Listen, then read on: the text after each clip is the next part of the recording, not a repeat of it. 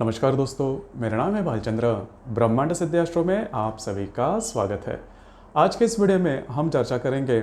आश्लेषा नक्षत्र की जो स्त्री होती है उनका संपूर्ण व्यक्तित्व किस प्रकार का होता है, उनका रहन सहन किस प्रकार का होता है, जीवन के प्रति उनकी दृष्टि किस प्रकार की होती है, उनकी रुचि किस में ज़्यादा होती है, सभी के बारे में डिटेल में चर्चा इस वीडियो में हम करने वाले हैं। अपना ये जो चैनल है ब्रह्मांड सिद्धि एस्ट्रो, इस चैनल पर अश्विनी नक्षत्र से लेकर रेवती नक्षत्र तक जो 27 नक्षत्र है, इन 27 नक्षत्र के जो स्त्री वर्ग होता है उनका संपूर्ण व्यक्तित्व किस प्रकार का होता है, उसके संदर्भ में वीडियो अपलोड हो रहे हैं। आप उसका आनंद जरूर लीजिए। आज के इस वीडियो में हम चर्चा करने वाले कि आश्लेषा नक्षत्र की स्त्री किस प्रकार की होती है। आश्लेषा नक्षत्र के बारे में अगर देखा जाए तो कर्क राशि में आश्लेषा नक्षत्र के सभी 4 चरण आते हैं। और दूसरी बात,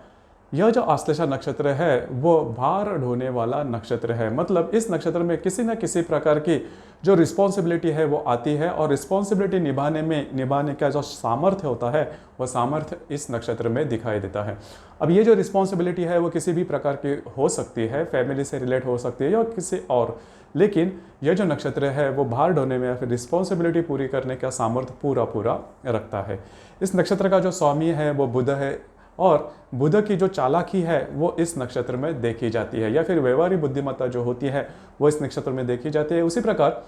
इस नक्षत्र की जो देवता है वो सर्प है। तो सर्प में जो सुस्तपना और जो जागरूकता दिखाई देती है वो इस नक्षत्र में देखी जाती है। मोटे तौर पर अगर देखा जाए तो यह जो नक्षत्र है वो स्त्री के लिए इतना नॉर्मल नहीं है, इतना अच्छा नहीं है, क्योंकि किसी भी स्त्री के लिए जो आवश्यक सौंदर्य होता है या फिर कलाकारी होती है वो इस नक्षत्र में दिखाई नहीं देती। शारीरिक स्तर पर भी अगर देखा जाए तो इस नक्षत्र में जन्मी हुई जो स्त्री होती है वो इतने आकर्षक नहीं दिखाई देती। हालांकि उनके जो शरीर के बारे में, शारीरिक स्तर के बारे में अगर देखा जाए तो शारीरिक जो अवयव होते हैं वो पुष्ट गोलाकार होती है, लेकिन वो आकारहीन होते हैं, यही बात होती है। उसी प्रकार वो ज़्यादा एक्टिव या फिर अलर्ट नहीं दिखाई देती, तो यही बात इनमें होती है। और दूसरी सबसे महत्वपूर्ण बात, मतलब जवान होते होते इनके जो मतलब में थोड़ा सा मोटापा देखा जाता है। देखिए, कर्क, वृश्चिक और मीन राशि की जो महिला होती है या फिर कोई भी व्यक्ति होता है उनमें मोटापे की समस्या ज़्यादा देखी जाती है। तो कर्क राशि के बारे में अगर देखा जाए तो कर्क राशि में खास करके आश्लेषा नक्षत्र में जो जन्मी हुई स्त्री है उनमें मोटापे की जो समस्या होती है वो ज़्यादा स्तर पर देखी जाती है। इसके कारण भी वही होती है, थोड़ी सी यह जो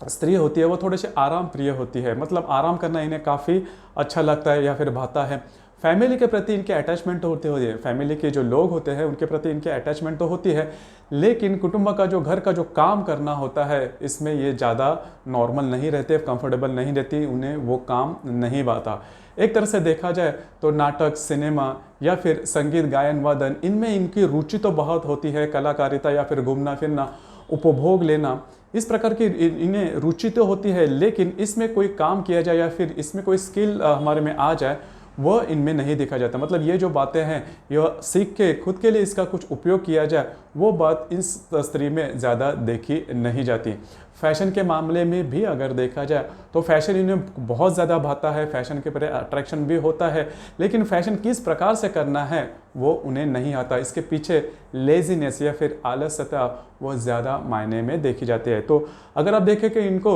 इंटरेस्ट तो बहुत एरियाज़ में रहता है, बहुत क्षेत्र में इनको इंटरेस्ट, आकर्षण होता है, लेकिन उसके ऊपर काम करना वो नहीं जानता, क्योंकि इसके पीछे जो कारण है वो थोड़ा सा लेजीनेस है। इनमें हालांकि वात्सल्य, प्रेम, उदारता, दयालुता और भावनाशीलता, ये सभी जो गुण हैं जो कि एक स्त्री में होना ज़्यादा आवश्यक है वो इनमें दिखाई तो देता है, लेकिन उसके प्रति मतलब फैमिली के रिलेटेड जो भी काम है वो काम करने में इस नक्षत्र की जो स्त्री है वो इतनी नॉर्मल नहीं रहती। इसीलिए इस नक्षत्र के बारे में एक ही अगर कहा जाए या फिर एक ही गुण है उसके ऊपर अगर इस नक्षत्र की स्त्री ने अगर काम किया तो यह जो नक्षत्र है या फिर इस नक्षत्र की जो स्त्री है वो काफ़ी अच्छे तरीके से अपना जीवन है वो बिता सकती है, वह काफ़ी इनकी जो इमेज है वो अच्छी तरीके से हो सकती है। और वो गुण है लेजीनेस। अगर लेजीनेस के ऊपर अगर ये काम करती है, क्योंकि इसी वजह से इनको शारीरिक तौर पर जो मैंने शुरुआत में कहा कि इनको मोटापे की समस्या काफ़ी जल्दी आती है या फिर बहुत ही अर्ली एज में